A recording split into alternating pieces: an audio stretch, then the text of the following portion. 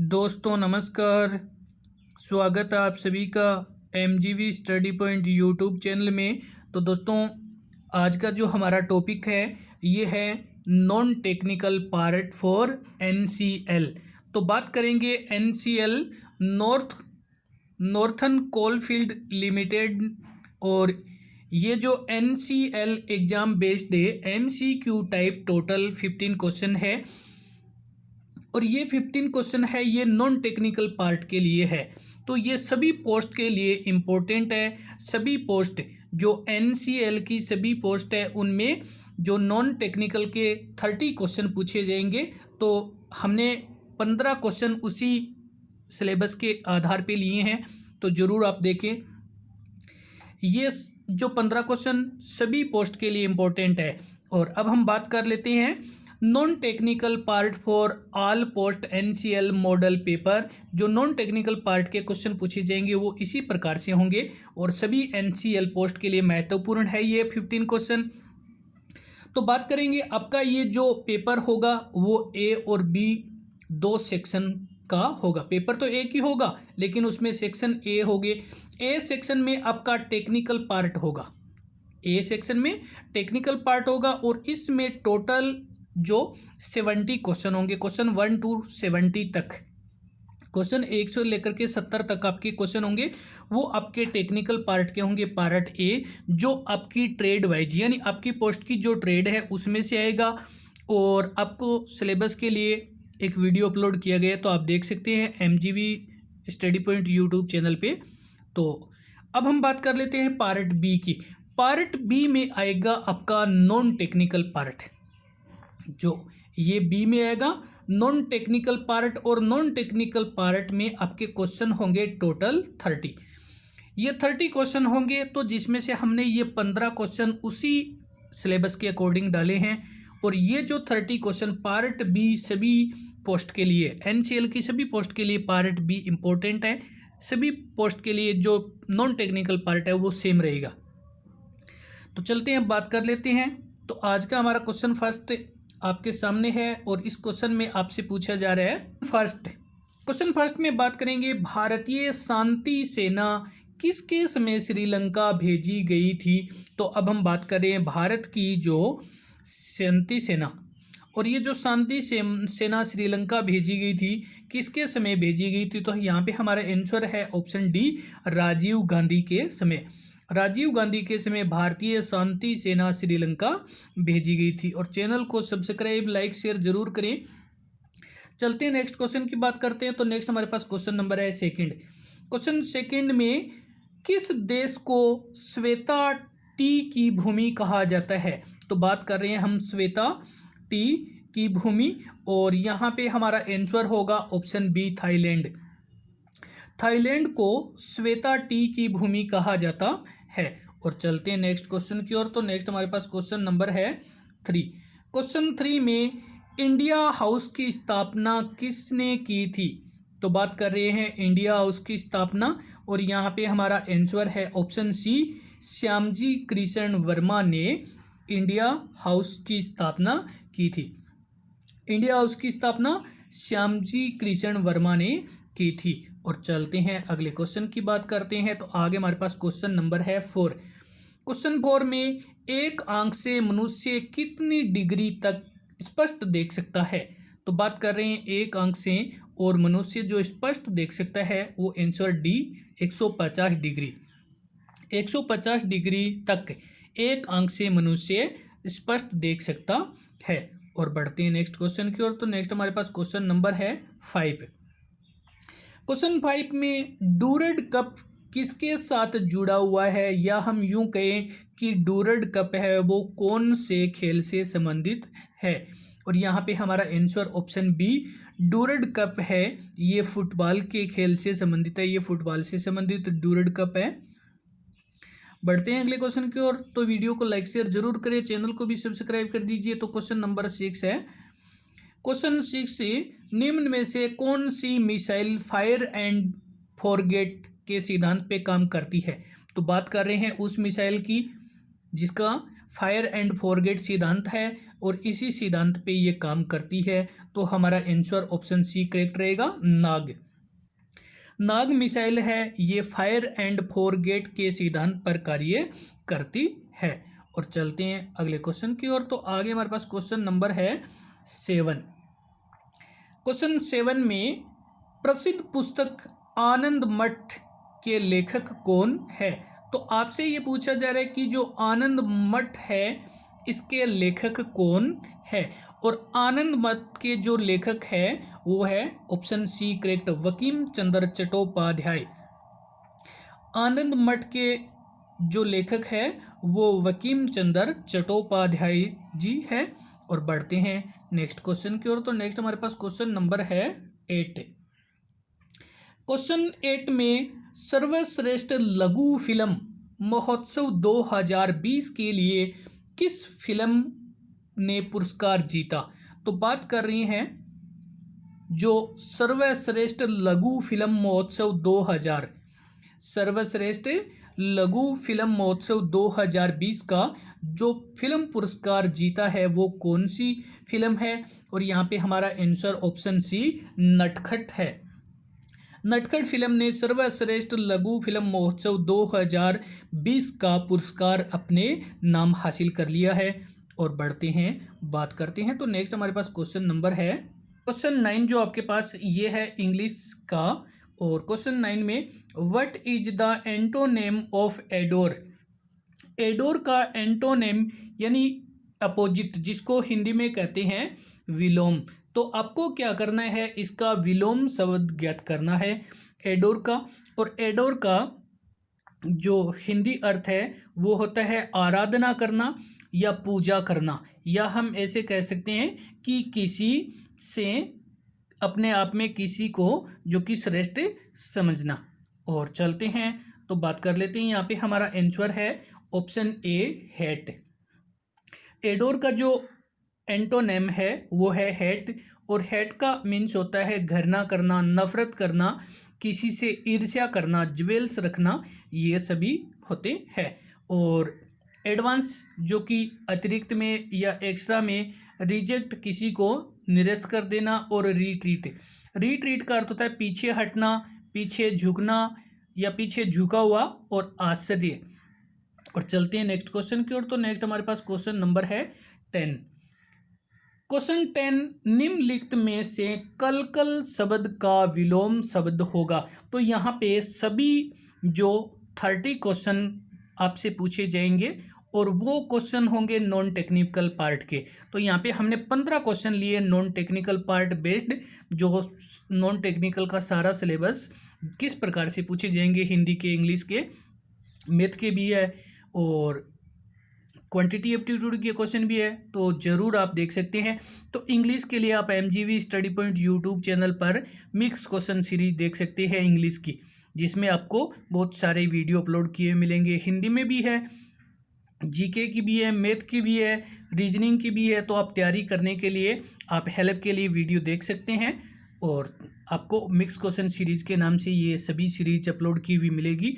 और चलते हैं, बात कर लेते हैं। तो जो कलकल शब्द का विलोम पूछा जा रहा है, और कलकल का विलोम है वो है शांत।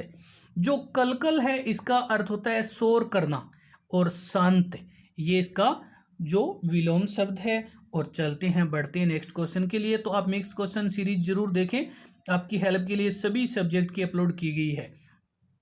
नेक्स्ट हमारे पास क्वेश्चन नंबर है 11। क्वेश्चन में what is the synonym of decay? जो डीके का सिनोनिम्स आपसे पूछा जा रहा है, और सिनोनिम होता है पर्यायवाची। और यहाँ पे पहले हम इसकी बात करें तो इसका अर्थ होता है खतरनाक। डीके का अर्थ होता है खतरनाक। और यहाँ पे इसका जो सिनोनिम बनता है वो हमारा सिनोनिम बनता है ऑप्शन सी रिस्की। रिस्की का मीन्स भी होता है खतरनाक और डीके का, और सिनोनिम्स होता है पर्यायवाची शब्द, या हम कह सकते हैं समानार्थी शब्द। और अब हम बात कर लेते हैं जो शेष। ऑप्शन ए में जो डेविल है इसका मीन्स होता है शैतान या बुराई। और ये जो रिस्क होता है इसको जोखिम या खतरा कहते हैं।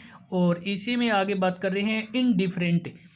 इनडिफरेंट में एक तो होता है असाधारण, एक उदासीन या हम कह सकते हैं मामूली, और ये दे रखा है शैतान, तो शैतान का मीन्स भी शैतान है। तो इंग्लिश की प्लेलिस्ट आप देख सकते हैं, बहुत सारी मिक्स क्वेश्चन सीरीज है, प्लेलिस्ट में आपको मिलेगी।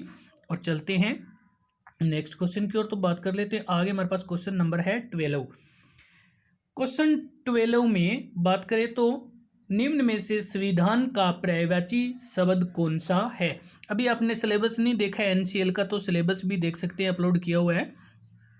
संविधान का पर्यायवाची शब्द कौन सा है, और यहाँ पे हमारा जो आंसर है वो यहाँ पे आंसर ए संरचना। संविधान का जो पर्यायवाची है वो ऑप्शन ए करेक्ट है, संरचना शब्द बनता है।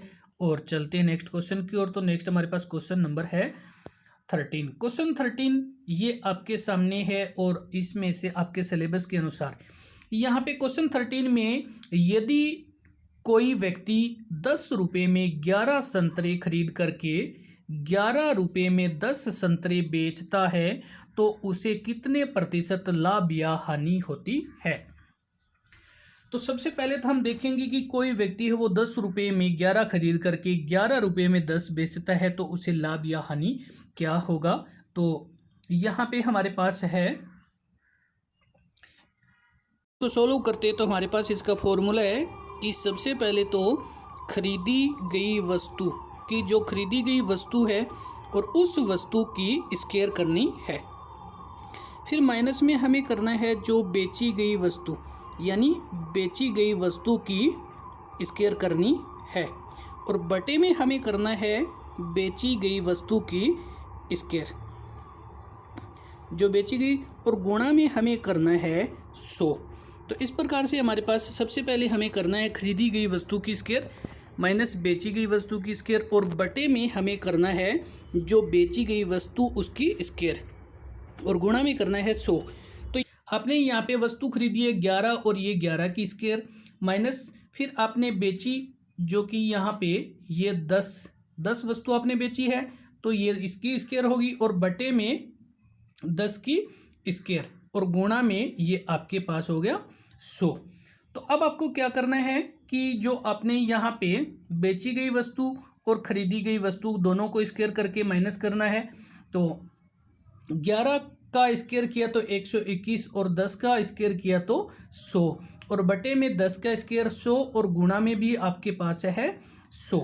तो अब हम इसको कट करेंगे तो ये हमारे पास हो जाएंगे 21/100 और गुणा में 100। इस 100 से इस 100 को कट कर देंगे तो ये हमारे पास हो गया 21%। अब आपको यहाँ पे क्या हो रहा है, 21% का लाभ प्राप्त हो रहा है।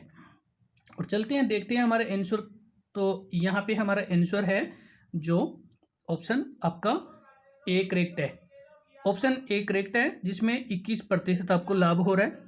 और चलते हैं बात करते हैं नेक्स्ट क्वेश्चन की। तो नेक्स्ट हमारे पास क्वेश्चन नंबर है 14। क्वेश्चन 14 में किसी व्यक्ति के चित्र की ओर देख करके मोहन ने कहा कि इसकी माँ मेरे पिता के पुत्र की पत्नी है, मेरे कोई भाई बहन नहीं है। तो मोहन किसके चित्र को देख रहा था। तो सबसे पहले तो यहाँ पे आपको ये कहा जा रहा है कि मोहन ने एक चित्र को देखा।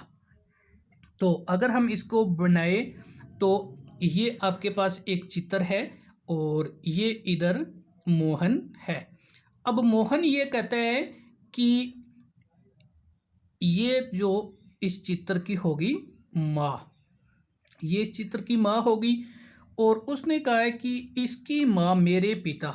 तो यहाँ पे ये मेरे पिता अर्थात मोहन के पिता, ये हो गए मोहन के पिता, मेरे पिता के पुत्र।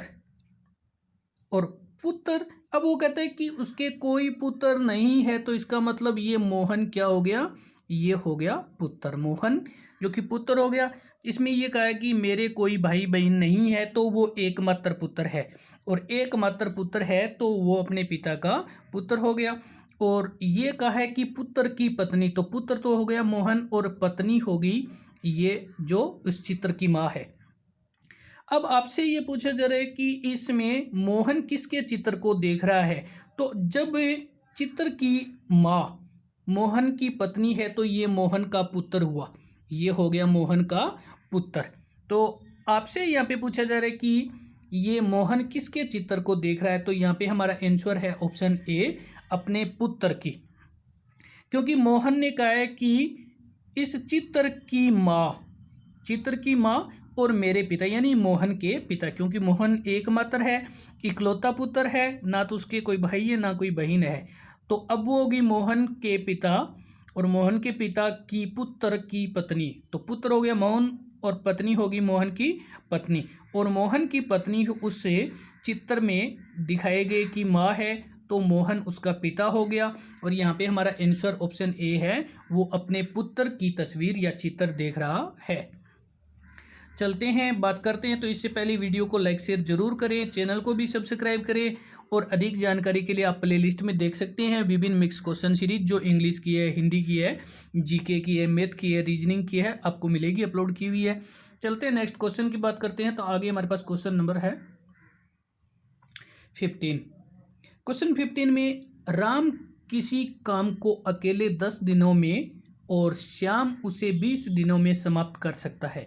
राम अगर अकेला काम करे तो वो 10 दिन में कर लेता है, यदि श्याम उसे करे तो श्याम उसे 20 दिन में समाप्त करता है। तो दोनों मिलकर के उस काम को कितने दिन में करेंगे। तो आपको क्या करना है, दिनों की संख्या ज्ञात करनी है, और वो भी अगर दोनों मिल जाए तो यहाँ पे देखते हैं, हम इसी को सॉल्व करते हैं। तो सबसे पहले तो यहाँ पे हमारे पास है a इंटू बी, और बटे में a प्लस बी, ये हमारे पास जिसे दोनों को कार्य। अब यहाँ पे ये है कि दोनों के समय का गुणनफल, तो दोनों के समय का गुणनफल हो जाएगा, और बटे में दोनों के समय का योग। यहाँ तो आपको क्या करना है, दोनों के समय का योग करना है, और यहाँ करना है गुणनफल। दोनों के समय का गुणनफल और दोनों के समय का योग हो जाएगा। तो यहाँ पे हमारे पास दिया गया है ये 20 इंटू 10, और बटे में दिया गया है 20 प्लस 10, क्योंकि ये तो हमें क्या करना है, गुणनफल करना है, ये तो गुणन करना है, और ये करना है हमें योग। तो यहाँ पे हमने इस दोनों, यहाँ पे हमारा आंसर आ गया 20/3, 20/3। तो यहाँ पे अगर इसको किया जाए तो ये आपका एग्जिट आंसर आपको इस प्रकार से भी मिल सकता है। तो ये 6 सही 2/3 भी बनता है। अब देखिए 6 सही 2/3 कैसे बनता है, ये जो आपका 20/3 है, तो ये आपकी कार्य क्षमता है। यहाँ पे ये 20/3 है, और 20/3 तो ये हमारा 6 सही 3/2। आपको दोनों में से यहाँ जो ऑप्शन मिलेंगे वही ऑप्शन आपका आंसर होगा। तो चलिए देख लेते हैं यहाँ पे हमारा आंसर क्या है, और यहाँ पे हमारा जो आंसर है वो ऑप्शन आपके सामने है, और यहाँ पे आंसर नंबर डी, ये 20/3 है। क्योंकि यहाँ पे जो ये 20/3 है, इसको अगर और सोल्व किया जाए तो ये 6 सही 2/3, आपको ये भी ऑप्शन मिल सकता है और ये भी ऑप्शन मिल सकता है। तो दोनों में जो भी ऑप्शन है वो आप सही करिएगा। अब हम देखते हैं इसके सेकंड मेथड, यानी दूसरा जो तरीका है वो कौन सा है। दूसरे तरीके के लिए यहाँ पे हम दोनों के दिनों को नहीं जोड़ सकते, क्योंकि कार्य क्षमता दोनों की अलग अलग है, एक की 10 है तो एक की 20 है। तो हम क्या करेंगे, दोनों के कार्य क्षमता की जो एक एक दिन की कार्य क्षमता निकाल के करेंगे। तो सबसे पहले हम यहाँ पे करेंगे राम का कार्य। राम का कार्य है तो वो 10 दिन में पूरा करता है। राम है वो 10 दिन में पूरा करता है, तो एक दिन में पूरा करेगा, यानी एक दिन में करेगा 1/10 भाग, यानी वो 10 भाग काम करेगा। ये इसकी एक दिन की कार्य क्षमता हो गई। अब इसी प्रकार से आगे हमारे पास दूसरा है श्याम।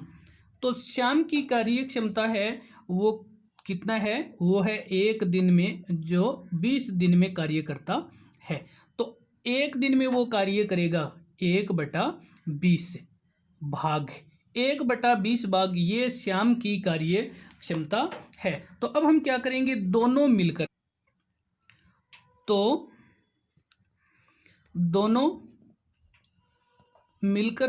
करेंगे। तो दोनों मिलकर के उस कार्य को करेंगे। तो यहाँ पे हमारा 1/10 ये तो है राम का, और 1/20 ये है श्याम का, और दोनों का एलसीएम करेंगे तो ये हो जाएगा 20।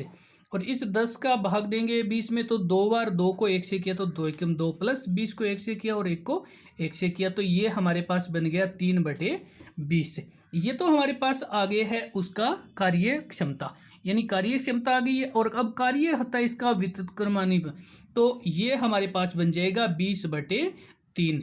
और 20/3 तो इसको करेंगे तो ये हो जाएगा 6 सही 2/3 दिन, ये हमारा दिन में हो जाएगा। और यहाँ पे हमारा जो आंसर है वो भी आपके सामने है, तो आप देख सकते हैं आंसर ऑप्शन डी है, 20/3 है। और इसको अगर किया जाए जैसे 20/3 को, तो ये हमारे पास 6 सही 2/3 हो गया। तो दोनों तरीके जो आपको बेस्ट लगे, लेकिन ट्रिक के लिए आप कंपटीशन में ज़्यादा ट्रिक यूज करें। तो दोस्तों इसी के साथ में वीडियो देखने के लिए धन्यवाद।